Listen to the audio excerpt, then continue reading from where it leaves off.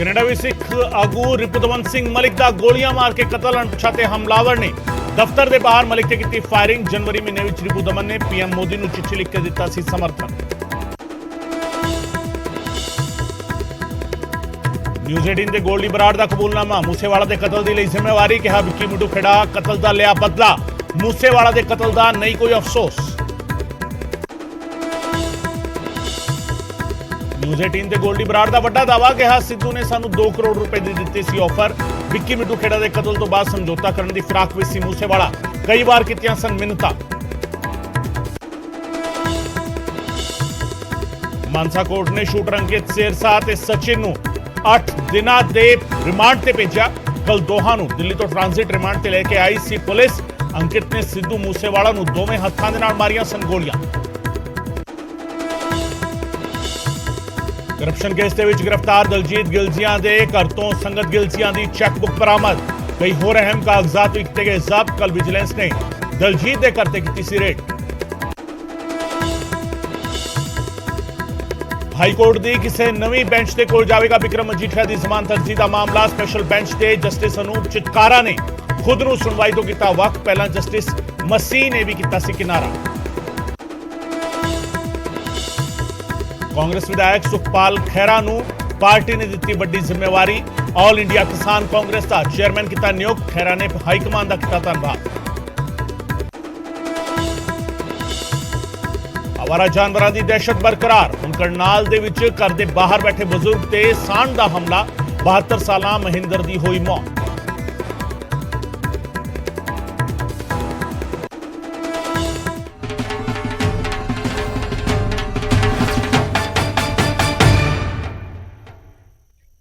News 18 Punjab Haryana Himachal वेख रहे दर्शकों का स्वागत है। मैं हाँ गगनदीप चौहान ते न्यूज़ 18 ते अज असीं एक्सक्लूसिव तुहानूं सुना रहे हैं गोल्डी बराड़ का कबूलनामा। एक शख्स जो खुद दे गोल्डी बराड़ होने का दावा करता है और सूत्रों के हवाले से जी जानकारी जी सानूं मिली है, पुलिस ने भी इस आवाज की तस्दीक कर दी है कि गोल्डी बराड़ की आवाज है।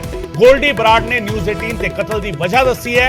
असीं मूसेवाला के कतल की जिम्मेवारी लैंदे हां। गोल्डी बराड़ यह कहता नजर आ रहा है मूसेवाला के कतल का कोई अफसोस नहीं है। सिद्धू साडे भरावां दे नुकसान दा जिम्मेवार सी।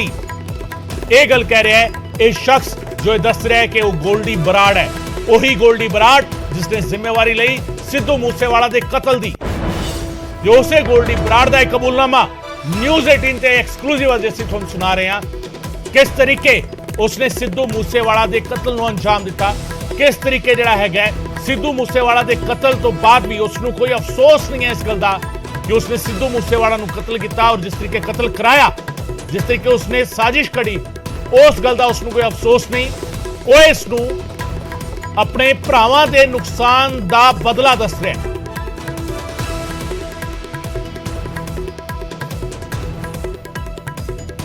सो गोल्डी बराड़ दा कबूलनामा और इस कबूलनामे दे विच वड्डी गल यह भी है कि वो इस पूरे मसले ते सिद्धू मूसेवाला दे कतलकांड दे मसले नूं एक वखरा रंग देने की कोशिश करता भी नजर आ रहा है। खुद नूं पंथ का हिमायती दस्सण की कोशिश करता नजर आ रहा है और यह दस्सण की कोशिश करता नजर आ रहा है कि उसने बैबल कलां ते बेअदबी जिहड़ा कांड होया सीगा उस दे जिहड़े मुलजम सीगे उन्हां दे सौदे लवाउण दे विच उसका वड्डा हथ सी। यह भी दावेदारी करता होया वो नजर आ रहा है। हालांकि असीं दस दईए कि न्यूज़ 18 इस वीडियो की तस्दीक इंडिपेंडेंटली नहीं करता।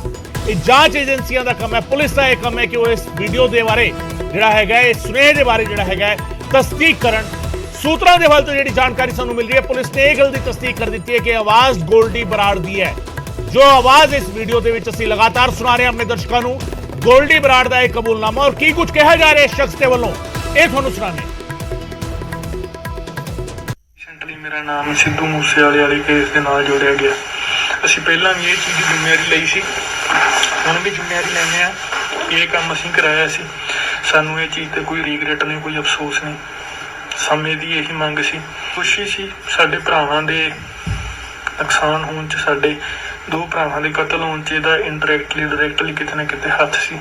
शरेआम मैनूं पता सी ये चीज़ होनी है, पर इहने आपदे गाने वाले अक्स नूं, इहने आपदी गाने वाली इमेज नूं सच्चा करन लई वो चीज़ां कीतियां, वो गलतियां कीतियां जिहड़ियां भुल्लण योग नहीं सी, जिन्हां दी सज़ा देनी बनदी सी।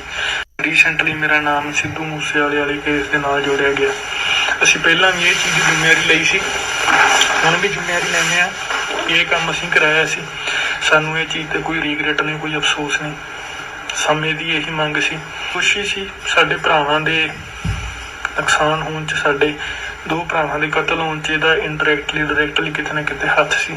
ਸ਼ਰੇਆਮ ਇਹਨੂੰ ਪਤਾ ਸੀ ਇਹ ਚੀਜ਼ ਹੋਣੀ ਹੈ, ਪਰ ਇਹਨੇ ਆਪਦੇ ਗਾਣਿਆਂ ਵਾਲੇ ਅਕਸ ਨੂੰ, ਇਹਨੇ ਆਪਦੀ ਗਾਣਿਆਂ ਵਾਲੀ ਇਮੇਜ ਨੂੰ ਸੱਚਾ ਕਰਨ ਲਈ ਉਹ ਚੀਜ਼ਾਂ ਕੀਤੀਆਂ, ਉਹ ਗਲਤੀਆਂ ਕੀਤੀਆਂ ਜਿਹੜੀਆਂ ਭੁੱਲਣਯੋਗ ਨਹੀਂ ਸੀ, ਜਿਨ੍ਹਾਂ ਦੀ ਸਜ਼ਾ ਦੇਣੀ ਬਣਦੀ ਸੀ।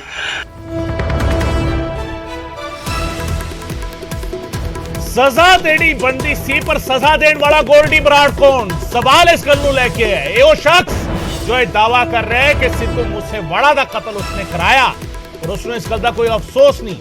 ਉਹ ਇਹ ਕਹਿ ਰਿਹਾ ਕਿ ਸਜ਼ਾ ਦੇਣੀ ਬਣਦੀ ਸੀ, ਸਾਡੇ ਨਾਲ ਜਿਹੜਾ ਇਸਨੇ ਕੀਤਾ ਸੀ ਉਸ ਦੀ ਸਜ਼ਾ ਦੇਣੀ ਬਣਦੀ ਸੀ, ਪਰ ਸਜ਼ਾ ਦੇਣ ਵਾਲਾ ਇਹ ਸ਼ਖਸ ਕੌਣ? ਇਹ ਗੋਲਡੀ ਬਰਾੜ ਹੈ। ਇਸ ਗੱਲ ਦੀ ਤਸਦੀਕ ਸੁਰੱਖਿਆ ਏਜੰਸੀਆਂ ਨੇ, ਪੁਲਿਸ ਏਜੰਸੀਆਂ ਨੇ ਕਰਨੀਆਂ ਨੇ, ਜਾਂਚ ਏਜੰਸੀਆਂ ਨੇ ਕਰਨੀ ਹੈ। ਹਾਲਾਂਕਿ ਇਸ ਗੱਲ ਦੀ ਤਸਦੀਕ ਪੁਲਿਸ ਕਰ ਚੁੱਕੀ ਹੈ। ਸੂਤਰਾਂ ਦੇ ਹਵਾਲੇ ਤੋਂ ਸਾਨੂੰ ਜਾਣਕਾਰੀ ਮਿਲ ਰਹੀ ਹੈ ਕਿ ਆਵਾਜ਼ ਗੋਲਡੀ ਬਰਾੜ ਦੀ ਹੈ। ਸਿੱਧੂ ਸਾਡੇ ਭਰਾਵਾਂ ਦੇ ਨੁਕਸਾਨ ਦਾ ਜ਼ਿੰਮੇਵਾਰ ਸੀ, ਇਹ ਗੋਲਡੀ ਬਰਾੜ ਕਹਿੰਦਾ ਹੋਇਆ ਨਜ਼ਰ ਆ ਰਿਹਾ ਹੈ। ਸਿੱਧੂ ਮੂਸੇਵਾਲਾ ਕਤਲ ਕੇਸ ਦੇ ਵਿੱਚ ਹੁਣ ਤੱਕ ਦਾ ਸਭ ਤੋਂ ਵੱਡਾ ਕਬੂਲਨਾਮਾ। ਨਿਊਜ਼ 18 ਪੰਜਾਬ ਤੇ ਅਸੀਂ ਲਗਾਤਾਰ ਤੁਹਾਨੂੰ ਸੁਣਾ ਰਹੇ ਹਾਂ।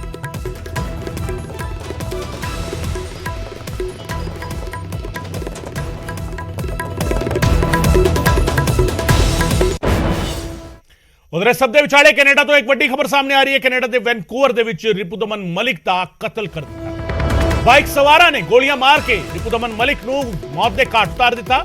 ਰਿਪੁਦਮਨ ਸਿੰਘ ਨੇ ਮੌਕੇ ਤੇ ਹੀ ਦਮ ਤੋੜ ਦਿੱਤਾ। ਜਨਵਰੀ ਦੇ ਵਿੱਚ ਪੀਐਮ ਮੋਦੀ ਨੂੰ ਚਿੱਠੀ ਲਿਖ ਕੇ ਸਮਰਥਨ ਦਿੱਤਾ ਸੀ ਰਿਪੁਦਮਨ ਸਿੰਘ ਮਲਿਕ ਨੇ। ਆਈਐਸਆਈ ਦੇ ਖਾਲਿਸਤਾਨ ਪੱਖੀ ਵਿੰਗ ਦੇ ਵੱਲ ਸ਼ੱਕ ਦੀ ਸੂਈ ਘੁੰਮ ਰਹੀ ਹੈ ਸ਼ੁਰੂਆਤੀ ਜਾਂਚ ਦੇ ਵਿੱਚ। ਹਾਲਾਂਕਿ ਮਲਿਕ ਵੀ ਪਹਿਲਾਂ 20 ਸਾਲ ਪਹਿਲਾਂ ਜਿਹੜਾ ਹੈਗਾ ਖਾਲਿਸਤਾਨੀ ਸਰਗਰਮੀਆਂ ਵਿੱਚ ਸ਼ਾਮਲ ਸਨ, ਪਰ ਹੁਣ ਉਹਨਾਂ ਦਾ ਝੁਕਾਅ ਜਿਹੜਾ ਸੀਗਾ ਭਾਰਤ ਪ੍ਰਤੀ ਵੱਧ ਗਿਆ ਸੀ। ਬਕਾਇਦਾ ਉਹ ਕਈ ਸਾਰੇ ਕੰਮ ਅਜਿਹੇ ਕਰ ਰਹੇ ਸੀਗੇ, ਸਕੂਲ ਚੇਨ ਜਿਹੜੀ ਹੈਗੀ ਉਹ ਚਲਾ ਰਹੇ ਸੀਗੇ, ਵਿਦਿਅਕ ਅਦਾਰੇ ਖੋਲਣ ਦੇ ਵੱਲ ਉਹਨਾਂ ਦਾ ਧਿਆਨ ਸੀ। ਤੇ ਪੀਐਮ ਮੋਦੀ ਨੂੰ ਚਿੱਠੀ ਲਿਖ ਕੇ ਸਮਰਥਨ ਵੀ ਕੀਤਾ ਸੀ ਰਿਪੁਦਮਨ ਸਿੰਘ ਮਲਿਕ ਨੇ। ਰਿਪੁਦਮਨ ਸਿੰਘ ਮਲਿਕ ਨੂੰ ਗੋਲੀਆਂ ਮਾਰ ਕੇ ਕਤਲ ਕਰ ਦਿੱਤਾ ਗਿਆ ਕੈਨੇਡਾ ਦੇ ਵਿੱਚ। ਵੈਨਕੂਵਰ ਦੇ ਵਿੱਚ ਕਤਲ ਦੀ ਵਾਰਦਾਤ ਵਾਪਰੀ ਹੈ, ਜਿੱਥੇ ਰਿਪੁਦਮਨ ਸਿੰਘ ਮਲਿਕ ਤੇ ਬਾਈਕ ਸਵਾਰਾਂ ਨੇ ਗੋਲੀਆਂ ਵਰਾਈਆਂ ਤੇ ਉਹਨਾਂ ਨੂੰ ਮੌਤ ਦੇ ਘਾਟ ਉਤਾਰ ਦਿੱਤਾ। ਤੇ ਤੁਹਾਨੂੰ ਇਹ ਵੀ ਦੱਸਦੇ ਹਾਂ ਕਿ ਰਿਪੁਦਮਨ ਸਿੰਘ ਮਲਿਕ ਆਖਿਰ ਸੀਗੇ ਕੌਣ? ਆਪਣੇ ਅਦਾਰੇ ਨੂੰ ਇੰਡੀਆ ਦੇ ਖਿਲਾਫ ਵਰਤਣ ਤੋਂ ਉਹਨਾਂ ਨੇ ਰੋਕਿਆ ਸੀ। ਇੱਕ ਟਾਕ ਸ਼ੋਅ ਦੇ ਵਿੱਚ ਭਾਰਤ ਵਿਰੋਧੀ ਤਾਕਤਾਂ ਨੂੰ ਬੇਨਕਾਬ ਕੀਤਾ ਸੀ, ਪਾਕਿਸਤਾਨ ਦੇ ਲਈ ਕੰਮ ਕਰਦੇ ਏਜੰਟਾਂ ਨੂੰ ਬੇਨਕਾਬ ਕੀਤਾ ਤੇ ਚਿੱਠੀ ਲਿਖ ਕੇ ਪ੍ਰਧਾਨ ਮੰਤਰੀ ਨਰਿੰਦਰ ਮੋਦੀ ਦੀ ਤਾਰੀਫ ਕੀਤੀ ਸੀ। ਸ਼ੱਕ ਦੀ ਸੂਈ ਘੁੰਮ ਰਹੀ ਹੈ ਕਿ ਕੀ ਆਈਐਸਆਈ ਨੇ ਕਤਲ ਕੀਤਾ ਰਿਪੁਦਮਨ ਸਿੰਘ ਮਲਿਕ ਦਾ? ਸਵਾਲ ਇਸ ਗੱਲ ਨੂੰ ਲੈ ਕੇ ਉੱਠ ਰਹੇ ਨੇ। ਰਿਪੁਦਮਨ ਸਿੰਘ ਮਲਿਕ, ਜਿਨ੍ਹਾਂ ਦਾ ਨਾਂ 1985 ਦੇ 에ਅਰ ਇੰਡੀਆ ਬੰਬਿੰਗ ਮਾਮਲੇ ਦੇ ਵਿੱਚ ਵੀ ਆਇਆ ਸੀਗਾ, ਪਰ ਉਹ ਇਸ ਵਿੱਚ ਬਰੀ ਹੋ ਗਏ ਸੀ। ਤੇ ਉਸ ਤੋਂ ਬਾਅਦ ਜਿਹੜਾ ਹੈਗਾ ਉਹਨਾਂ ਨੇ ਐਜੂਕੇਸ਼ਨਲ ਇੰਸਟੀਚਿਊਟਸ ਨੂੰ ਵਧਾਵਾ ਦੇਣ ਦੇ ਲਈ, ਹੁੰਗਾਰਾ ਦੇਣ ਦੇ ਲਈ ਜਿਹੜਾ ਹੈਗਾ ਕੋਸ਼ਿਸ਼ਾਂ ਕੀਤੀਆਂ। ਐਜੂਕੇਸ਼ਨਲ ਇੰਸਟੀਚਿਊਟ ਜਿਹੜੇ ਸੀਗੇ ਉਹ ਸ਼ੁਰੂਆਤ ਕੀਤੀ ਉਹਨਾਂ ਦੀ, ਵਿਦਿਅਕ ਅਦਾਰੇ ਕਈ ਸਾਰੇ ਖੋਲੇ ਤੇ ਆਪਣੇ ਅਦਾਰੇ ਨੂੰ ਹੁਣ ਇੰਡੀਆ ਦੇ ਖਿਲਾਫ ਵਰਤਣ ਤੋਂ ਰੋਕ ਰਹੇ ਸੀਗੇ। ਇੱਕ ਟਾਕ ਸ਼ੋਅ ਦੇ ਵਿੱਚ ਉਹਨਾਂ ਭਾਰਤ ਵਿਰੋਧੀ ਤਾਕਤਾਂ ਨੂੰ ਬੇਨਕਾਬ ਕੀਤਾ ਸੀ। 1985 ਦੇ ਵਿੱਚ 에ਅਰ ਇੰਡੀਆ ਦੇ ਬਲਾਸਟ ਦੇ ਮਾਮਲੇ ਦੇ ਵਿੱਚ ਉਹ ਨਾਮਜ਼ਦ ਸੀਗੇ। ਇਸ ਬਲਾਸਟ ਦੇ ਵਿੱਚ 331 ਲੋਕਾਂ ਦੀ ਮੌਤ ਹੋ ਗਈ ਸੀ। ਰਿਪੁਦਮਨ ਸਿੰਘ ਨੂੰ 20 ਸਾਲ ਜੇਲ੍ਹ ਦੇ ਵਿੱਚ ਰੱਖਿਆ ਗਿਆ ਤੇ ਸਬੂਤ ਨਾ ਹੋਣ ਤੇ 2005 ਦੇ ਵਿੱਚ ਉਹਨਾਂ ਨੂੰ ਬਰੀ ਕਰ ਦਿੱਤਾ ਗਿਆ ਸੀ। 1985 ਦਾ 에ਅਰ ਇੰਡੀਆ ਬਲਾਸਟ ਮਾਮਲਾ ਜਿਹੜਾ ਸੀਗਾ, ਕਨਿਸ਼ਕ ਬਲਾਸਟ ਜਿਸ ਨੂੰ ਕਿਹਾ ਜਾਂਦਾ ਹੈ, ਉਸ ਮਾਮਲੇ ਦੇ ਵਿੱਚ ਜਿਹੜਾ ਹੈਗਾ ਰਿਪੁਦਮਨ ਸਿੰਘ ਮਲਿਕ ਦਾ ਨਾਂ ਸੀ, ਨਾਮਜ਼ਦ ਸੀ। 20 ਸਾਲ ਜੇਲ੍ਹ ਦੇ ਵਿੱਚ ਰਹੇ, ਸਬੂਤ ਨਾ ਹੋਣ ਤੇ 2005 ਦੇ ਵਿੱਚ ਬਰੀ ਕਰ ਦਿੱਤਾ ਗਿਆ ਸੀ ਉਹਨਾਂ ਨੂੰ। ਰਿਪੁਦਮਨ ਸਿੰਘ ਮਲਿਕ ਦਾ ਜਿਸ ਤਰੀਕੇ ਕਤਲ ਕੀਤਾ ਗਿਆ, ਕਈ ਸਾਰੇ ਸਵਾਲ ਖੜੇ ਹੋ ਰਹੇ ਨੇ। ਸ਼ੈਲੇਂਦਰ ਵਾਂਗੂ ਸਾਡੇ ਸਹਿਯੋਗੀ ਦਿੱਲੀ ਤੋਂ ਸਾਡੇ ਨਾਲ ਫੋਨ ਲਾइन ਤੇ ਜੁੜ ਰਹੇ ਨੇ। शैलेंद्र, आईएसआई की तरफ शक की सुई घूम रही है। देखिए, जिस तरह से ये कत्ल किया गया है, मर्डर किया गया है वैंकूवर में, उसके बाद कई सवाल खड़े हो रहे हैं, इल्जाम लगाए जा रहे हैं। हालांकि अभी तक इस मामले में कोई गिरफ्तारी नहीं हुई है। पुलिस को जो जानकारी मिली उसके बाद बताया जा रहा है कि उनकी गाड़ी से जो डैशबोर्ड पर कैमरा होता है उसको रिकवर कर लिया गया है और उस एरिया के आसपास जो हरकत हुई है, सीसीटीवी कैमरा में जो कुछ कैद हुआ है उसको खंगाला जा रहा है। हालांकि अभी तक ये क्लियर नहीं है कि इस हत्या के पीछे आखिर कौन लोग हैं, उसका मकसद क्या था। हालांकि कई तरह के कयास लगाए फिलहाल अभी जा रहे हैं। हालांकि आपको याद दिला दें कि रिपुदमन सिंह जो है वो पिछले कई सालों से भारत आ रहे थे। भारत वो आ चुके थे और आपको याद दिला दें कि भारत सरकार ने जो ब्लैकलिस्ट किया था सिख समुदाय के लोगों को, नरेंद्र मोदी सरकार ने उसको पलट दिया था, जिसके बाद बहुत से सिख समुदाय के लोग अलग अलग देशों से भारत आ रहे थे और इन्होंने भी एक लॉन्ग टर्म वीजा इनको दिया गया था, जिसके बाद वो मल्टीपल दौरे उन्होंने भारत के किए। और हमने ये भी देखा है कि इस साल की शुरुआत में उन्होंने एक चिट्ठी प्रधानमंत्री मोदी को भी लिखी थी, जहां पर उन्होंने उनके काम की सराहना की थी और सिख समुदाय के लिए जो मोदी सरकार ने कदम उठाए हैं उसकी उन्होंने तारीफ की थी। लेकिन इसके बाद जब कत्ल होता है तो ये अभी क्लियर नहीं है कि आखिर मकसद का क्या था, क्योंकि ये तो साफ है कि उनको बहुत करीब से गोली मारी गई है ताकि ये इंश्योर किया जा सके कि वो इस हमले के बाद उनकी जान चली जाए। लेकिन इसके पीछे कौन लोग हैं इसको लेकर अभी तफ्तीश करना बाकी होगी। क्या इसके पीछे कोई ISI का हाथ है या इसके पीछे जो खालिस्तानी संगठन एक्टिव है कनाडा में, क्या उनका हाथ इसके पीछे या कोई बिजनेस राइवलरी है? इन तमाम पहलुओं पर अभी जांच फिलहाल चल रही है। जांच पूरी होते साथ ही क्लियर हो पाएगा कि आखिर इस हमले की वजह क्या थी। बिल्कुल शैलेंद्र, जांच के बाद ही ये स्पष्ट हो पाएगा। लेकिन शैलेंद्र, यहाँ सवाल ये भी उठ रहा है कि क्या भारत लगातार आना और फिर भारत सरकार की प्रशंसा करना, तारीफ करना, प्रधानमंत्री को समर्थन देना, क्या ये उनके खिलाफ गया? जो कातिल थे, क्या उन्होंने इस चीज को आधार बनाया? ये इस तरह के सवाल भी उठ रहे हैं। देखिए, ये तमाम जो पहलू हैं ये सवालों के घेरे में है कि कौन वो लोग हैं जिन्होंने उनकी हत्या की है। क्योंकि हमने देखा है कि वो भारत कई बार आ चुके हैं और हमने ये भी देखा है कि वो एक सोशल कॉज भी चला रहे थे। वो खालसा स्कूल कनाडा में चला रहे थे और खालसा क्रेडिट चला रहे थे। तो जाहिर तौर पर उनका एक रुतबा था वहां पे कनाडा में। हालांकि हमने ये भी देखा है कि प्रधानमंत्री मोदी अब लगातार सिख समुदाय के लिए कदम उठाते आ रहे हैं। हमने ये भी देखा है कि इस साल कई NRI जो सिख समुदाय के लोग हैं पीएम मोदी से मिलने के लिए दिल्ली भी आए थे। लेकिन अब ऐसे में इस स्पेसिफिक केस में अभी जांच फिलहाल चल रही है। शक की सुई कई तरफ अभी फिलहाल बताई जा रही है। इसमें ISI का नाम भी सामने आ रहा है। हालांकि इस पर अभी तक कॉन्क्रीट कुछ नहीं कहा गया है, क्योंकि जब तक कनाडा पुलिस इस पर जांच नहीं करते तो कुछ भी कहना मुश्किल होगा। हालांकि थोड़ा इंतजार इसके लिए भी करना होगा कि क्या भारत सरकार की तरफ से भी इस मुद्दे को उठाया गया है कनाडा सरकार के साथ, क्योंकि हमने देखा है कि रिपुदमन सिंह जो है वो उन्होंने तारीफ की थी प्रधानमंत्री मोदी की और उनके जो उठाए गए कदम है उसको लेकर भी उन्होंने तारीफ की थी चिट्ठी लिखकर। तो लेकिन अब ऐसे में ये जांच का विषय है, उसके बाद ये साफ हो पाएगा कि आखिर हत्या के विषय कौन लोग हैं। बिल्कुल, कई सारे मसले ऐसे हैं जो जांच के बाद स्पष्ट हो पाएंगे। शैलेंद्र, बहुत बहुत शुक्रिया इस तमाम जानकारी के लिए। शैलेंद्र वांगू साडे सहयोगी जानकारी दे रहे सन।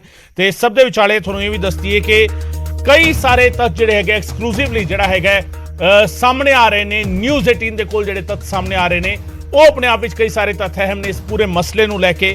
जिस तरीके रिपुदमन सिंह मलिक लगातार सरगर्म सीगे सिੱਖਿਆ ਦੇ ਖੇਤਰ ਦੇ ਵਿੱਚ और जिस तरीके वो हुण एक नवा प्रोजेक्ट जिहड़ा हैगा वो शुरू करने वाले सीगे। खालसा कॉलेज का प्रोजेक्ट जिहड़ा सीगा वो शुरू करने वाले सी और इसके लिए बकायदा अकाल तख्त साहिब के जथेदार नूं भी वो सद्दा देने वाले सीगे। पर उन्होंने स्पष्ट कर दिता सी कि उन्हां दे प्लेटफॉर्म का इस्तेमाल यानी उन्हां दी ऑर्गेनाइजेशन के प्लेटफॉर्म का इस्तेमाल भारत विरोधी तकरीर के लिए नहीं किया जाएगा। ये बड़ा क्लीयर सीगा और किते ना किते उस तो बाद उन्हां दा विरोध जिहड़ा हैगा एक तरीके का वो होया और विरोध तो बाद जिहड़ा हैगा ये सारा मसला जिहड़ा हैगा थोड़ा पखिया भी। पर इस सब दे विचाले सवाल हजे भी बरकरार है कि ISI ने रिपुदमन सिंह मलिक दा कत्ल कराया? कि रिपुदमन सिंह मलिक के कत्ल के पिछे ISI का हाथ है? सवाल इस गल नूं लैके भी है।